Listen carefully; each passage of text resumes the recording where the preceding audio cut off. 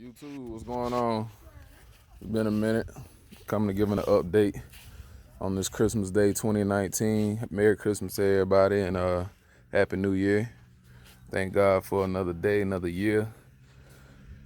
We got the LS sitting off in the C10. As y'all know, that was the last thing I was doing an update on. Long bed C10. I got another little treat for you too, but I'll get to that in a second. But yeah, she all in here. Computer sitting over here. Just need to send it off, get it tuned. Got all my wires and everything. I need to solder together. That way I can do a test fire. But before I solder it, I'm just gonna twist them together, put some electric tape on to make sure everything's functioning and it can fire up on its own power without any issues every time. And then I finalize everything and soldered all the wires together. But she's in there, 4.8, 4L60E, 2002 4.8, and then 99 4L60E, sitting in the stock location with the 350 and the 700R that was in here. So that's all good. And I just did the dash swap for those that are doing the C10 that don't want to go electric digital gauges.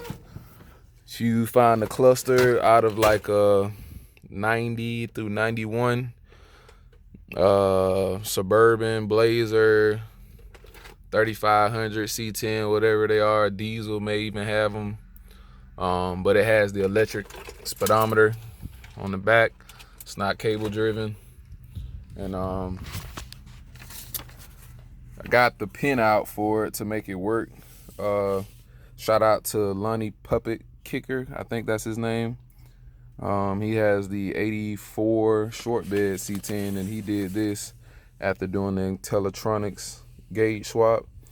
So I'm doing this on a budget, so I scored that for like $30. So I just grabbed that and just followed his pin out. That way I already swapped all the pins in it, so all I got to do is plug and play, and all the gauges and everything will work. Fuel gauge, speedometer, oil pressure, temp, and the volts. And I have my own separate tack up here, so I'll just wire that into the tack wire. That's the old original cluster there. Nothing wrong with it. Just going with the LS swap, you're gonna need the electric speedometer, which I probably could have. Nah, circuits board's different. So yeah, you're gonna need the 90 through 91 square body cluster. I just got to finish soldering a few wires for that and then test everything to make sure it's good before I button it all up in there. But yeah, the swap's coming along pretty good. This is the other treat. Came up on an 84 Cutlass Supreme. This 357 that was in the truck is now sitting in there, back behind a 200 4R overdrive transmission. I took the front end off. That's the front clip there. The car is in great condition. It's not missing too much of anything. I know I will have to get the back floor pans redone. I took the front clip off to sit the motor in. So got everything in there. 357 small block with the 204R. I just did a test fire on it, just making sure everything was functioning like it's supposed to. I'll give you guys a little teaser of that. Don't have the fuel hooked up yet, so I'm doing it off starter fluid.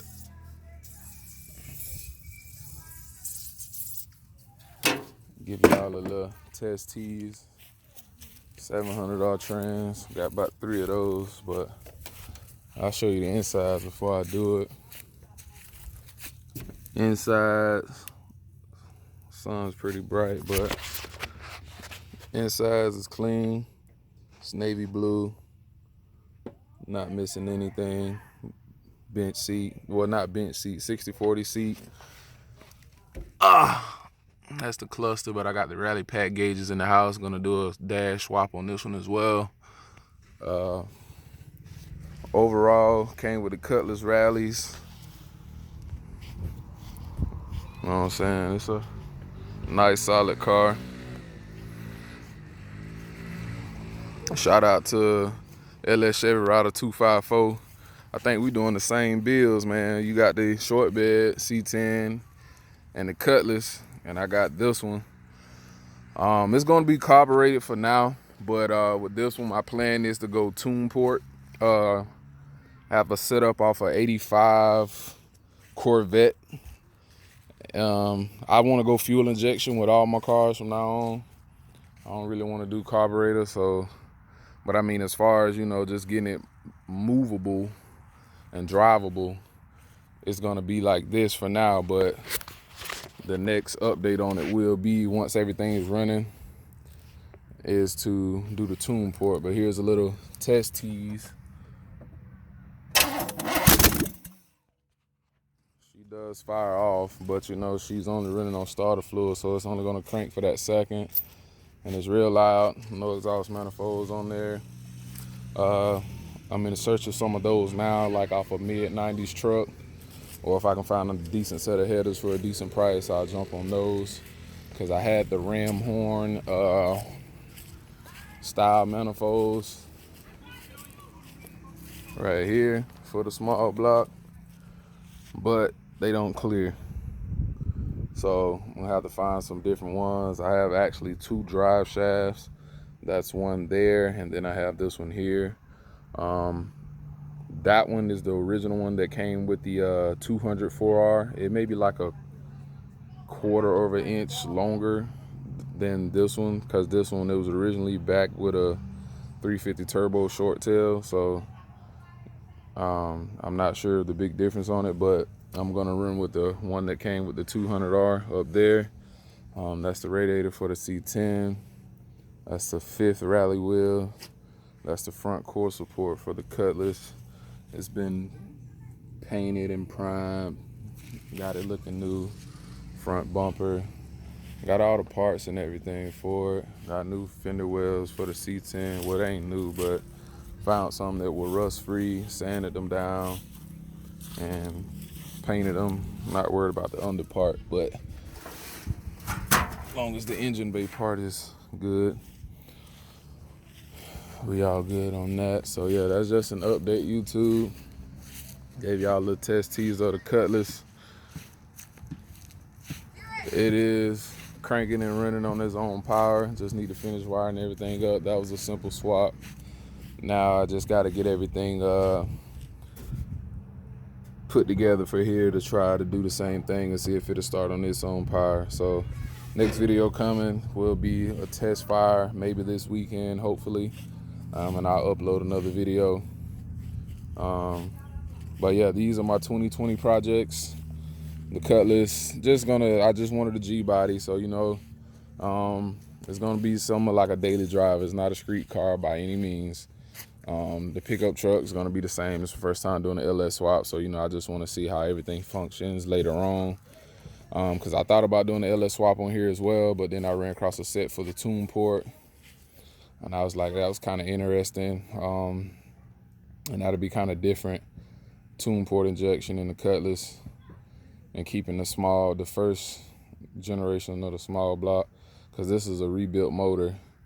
I just painted it blue just to kind of match the conception color of the car. But you know, it's a nice setup, man. Everything seems to function. So once I get everything hooked up as far as the motor, we'll get the front clip and everything back on and buttoned up, and she can be driven road worthy. I'm gonna have to do something about this hood clearance, because it doesn't close all the way due to the carburetor, and it's also due to me having truck clamshells on here, so it makes the motor sit up just a little bit higher. Even with that stud removed off the carburetor, the alternator still touches it. So if I keep this setup in here, I may have to end up getting a hood scoop, or before I put the front clip on, I may just lift the motor back up, and I have the car clamshells. I may just drop them on there. That way they give me that little 1/4 inch of clearance to make it go on and drop down some more. But yeah, YouTube, that's it. That was just an update. That's coming along. Let y'all know what's going on. So the truck will be down for a while. Still collecting parts and everything for it. pretty sure the Cutlass will be running before the truck will. So y'all just stay tuned. I have more updates coming.